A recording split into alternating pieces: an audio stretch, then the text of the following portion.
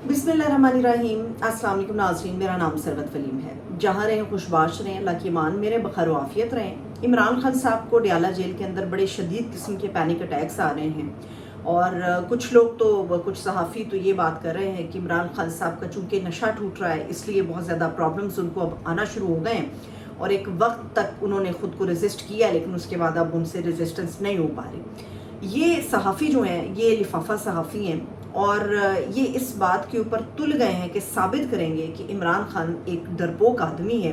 बावजूद इसके कि उसकी पूरी पार्टी को बर्बाद कर दिया गया, उसके वर्कर्स को उठा लिया गया, साल से ज़्यादा अरसा वो जेल में गुजार लिया, कुछ नहीं बन पड़ रहा, पैर नहीं वो पकड़ रहा, गोडे गिट्टे नहीं पकड़ रहा, तो साबित किया जाए कि वो एक डरपोक आदमी है। उसके लिए एक लिफाफा सहाफ़ियों की एक मुहिम है जो चल रही है, वो आपके साथ में शेयर करूँगी।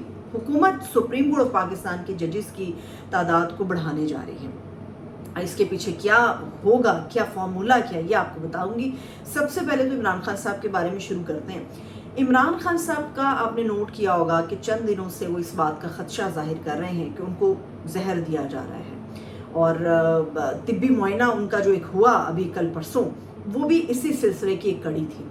इससे पहले 2 मरतबा इमरान खान साहब का जो हाजमा है वो ख़राब हुआ। वजह ये बन रही है कि इमरान खान साहब का जो एक नेटवर्क पकड़ा गया है, ये लिफाफा सहाफ़ियों के मुताबिक एक पूरा नेटवर्क पकड़ा गया है जिसमें जेल के मुलाजमीन शामिल हैं, स्वीपर्स शामिल हैं, जेल का दीगर अमला शामिल है। मेरी समझ से बाहर है कि 24/7 एक आदमी की निगरानी होती है, मगर फिर भी वो अपना नेटवर्क बना लेता है। वो तो बहुत जीनियस आदमी फिर निकला। इमरान खान साहब जो हैं वो हर दूसरे चौथे इस बात का शिकवा करते हैं कि शायद उनको जहर दिया जाएगा। उसकी एक बड़ी वजह ये है कि इमरान खान साहब का ये अमला जो तब्दील हुआ है, उससे पहले जो अमला उन्हें खाना मुहैया करता था वो बाकायदा खाने को टेस्ट करता था, उसके बाद इमरान खान साहब को वो खाना दिया जाता था। अब बग़ैर टेस्ट किए इमरान खान साहब को खाना भी दिया जाता है। बावर्ची से लेके खाना सर्व करने तक और सारे मामला जो हैं उनके तब्दील कर दिए। जो आसपास थे लोग उनके कभी नज़र आते थे पुलिस वर्दी के अंदर, या जो लोग उनके हेल्पर के तौर पे काम कर रहे थे, एक ही महीने के अंदर 4 मरतबा ये मुलाजमीन तब्दील किए गए हैं। उनकी शफलिंग की जा रही है, कभी एक जगह अपॉइंट कर दिया जाता है, कभी दूसरे हिस्से में अपॉइंट कर दिया जाता है। तो उस पर इमरान खान साहब को इस वक्त पैनिक अटैक्स आ रहे हैं और इमरान खान साहब को एंजाइटी अटैक्स भी बहुत ज़्यादा आ रहे हैं। बहुत अकेलापन वो महसूस कर रहे हैं और जिस्म उनका टूट रहा है, जिसकी वजह से एक नफसियाती दबाव की वजह से वो बार बार ये कह रहे हैं कि मेरी जान को ख़तरा है, मुझे जहर दिया जाएगा। ये जो मैं आपसे गुफ्तगू कर रही हूँ ये उस मुहिम का हिस्सा है जो लिफाफा सहाफ़ी इमरान खान साहब को डरपोक आदमी साबित करने पर फैला रहे हैं, इस मुहिम का प्रचार कर रहे हैं। मैं ये वो आपको बता रही हूँ कि इमरान खान साहब के ऊपर ये इल्ज़ामात लगाए जा रहे हैं कि उनका शायद नशा टूट रहा है। हालांकि सबको पता है कि वो एक मेडिकल रिपोर्ट इमरान खान साहब की जब जेल में वो ताज़ा गए थे, एक मेडिकल टेस्ट उनका हुआ था, तो उसमें मेडिकल रिपोर्ट भी उनके सामने आई थी जिसमें पहले ही इमरान खान पे इल्ज़ाम था कि एक दिन जेल में नहीं गुजार पाएगा, कोकेन का नशा करते हैं और दीगर चीज़ों के हवाले से वो बात करते थे।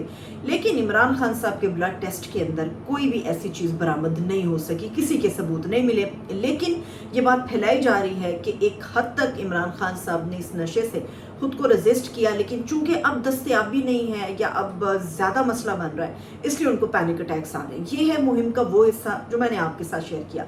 अब आ जाते हैं कुछ फैक्ट्स की तरफ। फैक्ट्स ये है कि इमरान खान का अगर नशा टूट रहा हो, एंजाइटी अटैक्स आ रहे हों, या वो एक डरपोक आदमी हो, तो डील का ऑप्शन सबको पता है कि इमरान खान साहब के पास पहले भी था, आज भी है।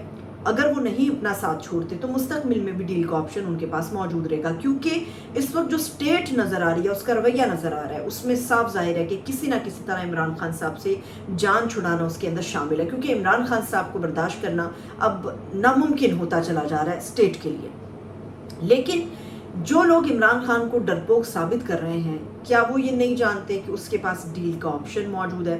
क्या वो ये नहीं जानते कि वो दीगर सियासतदान, ख़ास तौर पे नवाज शरीफ की तरह चंद ही रोज़ में डील लेकर पाकिस्तान से बाहर भी जा सकता था, कोई भी मेडिकल रिपोर्ट बनवा कर जेल से बाहर आ सकता था। लेकिन इमरान खान की जो मेडिकल रिपोर्ट अभी 2 दिन पहले आई है, उसके मुताबिक उनके जो ज़ाती मौलिज हैं डॉक्टर आसिम, उनके मुताबिक इमरान खान तो बिल्कुल दुरुस्त है, कोई एंजाइटी अटैक्स नहीं है, कोई पैनिक अटैक्स नहीं है।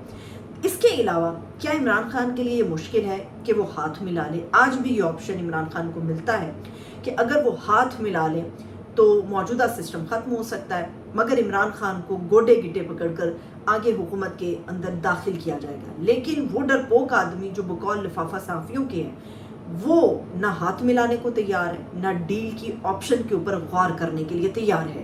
یہ کہہ دینا کہ ہم ملکی مفاد کے لیے کسی سے بھی بات چیت کر سکتے ہیں یا کرنے کے لیے خواہش مند ہیں یا کرنا چاہتے ہیں، یہ ایک الگ بات ہے، لیکن اگر یہ کہا جائے کہ وہ ڈیل لے رہا ہے تو یہ بالکل غیر مناسب بات ہوگی۔